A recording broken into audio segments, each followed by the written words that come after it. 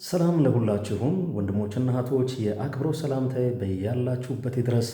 ዛሬም በልቤ ያለውን የእግዚአብሔርን ቃል አብረን እንድንመለከት በዚህ መድረክ መጥቻለሁኝ። ላይክ፣ ሼር በማድረግ ተደራሽነቱን እንድናሰፋ፣ ሰብስክራይብ ካላደረጋችሁም ይህንን ቻናል ሰብስክራይብ በማድረግ ብዙዎች ጋር የመድረስ ፍላጎታችንን እንድታሟሉ በአክብሮት ጠይቃችኋለሁ። ልናገርበት የምወደው የመጽሐፍ ቅዱስ ክፍል የሚገኘው በሉቃስ ምዕራፍ 1 ቁጥር 45 ነው።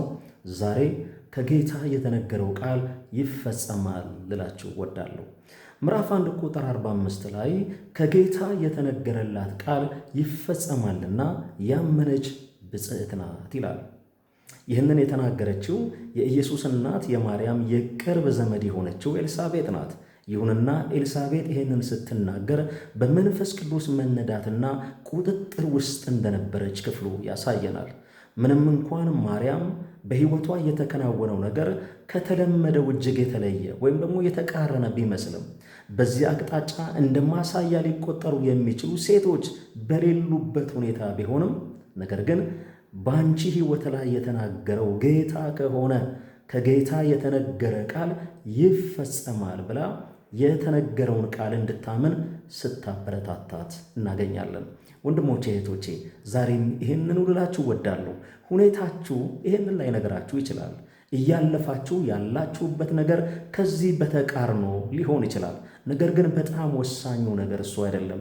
እጅግ በጣም ወሳኙ ነገር በእናንተ ሕይወት የተናገረው ማን ነው የሚል ነው። ከጌታ የተነገረ ቃል ካላችሁ የተቃርኖ በሚመስል ሁኔታ ብታልፉም እንኳን ከጌታ የተነገረው ቃል ይፈጸማል። ሙሉ በሙሉ እርግጠኛ መሆን የማንችለው በእኛ ዕውቀትና ክህሎት ላይ ነው። ሙሉ በሙሉ እርግጠኛ መሆን የማንችለው በሁኔታዎች አስተማማኝነት ላይ ነው። ሙሉ በሙሉ እርግጠኛ መሆን የማንችለው በሥጋ ለባሽ ላይ ነው። ወዳጆቻችን ቢሆኑ፣ ቤተሰቦች ቢሆኑ፣ የቅርብ ዘመዶች ቢሆኑ በሰዎች ላይ እርግጠኛ መሆን አይቻልም። ነገር ግን በእግዚአብሔር እና በእግዚአብሔር ቃል ላይ እርግጠኛ መሆን ይቻላል። ለዚህ ነው መጽሐፍ ቅዱስ ሲናገር ከአፌ የወጣውን ቃል አልለውጥም፣ ኪዳኔንም አላረክስም የሚለው። እግዚአብሔር የተናገረውን ከአፉ የወጣውን ቃል የገባውን ኪዳኑን ፈጽሞ አያረክስም። ሰዎች ምንም መልካም ቢሆኑ በራሳቸው ጥሩ ሰዎች ቢሆኑም እንኳን የሰውነት ፈተና አለባቸው። የሰውነት ፈተና ሰው የተናገረውን ቃል አይፈጽምም። ይህንን ሊያሳየን የሚችል አንድ ታሪክ መጽሐፍ ቅዱስ ላይ እናገኛለን። በዘፍጥረት መጽሐፍ ምዕራፍ 40 ቁጥር 21 ላይ የተዘገበው የዮሴፍና የጠጅ አሳላፊው አለቃ ታሪክ ነው። እነዚህ ሁለት ሰዎች ስምምነት አደረጉ። ዮሴፍ ነገረው፣ ያለ ጥፋቴ ያለ ወንጀሌ በዚህ ስፍራ ተገኝቻለሁ። እባክህ እግዚአብሔር ቸርነት ባደረገልህ ጊዜ ከዚህ ስፍራ ባወጣ ጊዜ አስበኝ አለው። ሰውየው ያንን እንደሚያደርግ ቃል ገባ። ሕልም ተርጉሞለታልና ይህንን ሰው ሊረዳው እንደሚወድ እያሰበ ነው የወጣው። ነገር ግን ከወጣ በኋላ ረሳው እንጂ አላሰበውም ይላል። ይሄ ሰው በራሱ በጎ ሰው ነው፣ መልካም ሰው ነው፣ መልካምም ሊያደርግ ይወዳል። ነገር ግን በሰውነት ፈተና ውስጥ ወደቀ።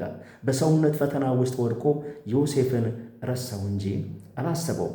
ከ2 ዓመት በኋላ ነገሩ ትዝ ባለው ጊዜ ዛሬ ኃጢአቴን አስባለሁ አለ። ወዳጆቼ፣ ወንድሞቼና እህቶቼ፣ የእናንተ ነገር ያለው ሰው እጅ አይደለም።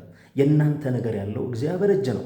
የተናገረውን የሚፈጽም የገባውን ኪዳን የሚፈጽም እሱ የእናንተ አምላክ፣ እሱ የእናንተ አባት ነው።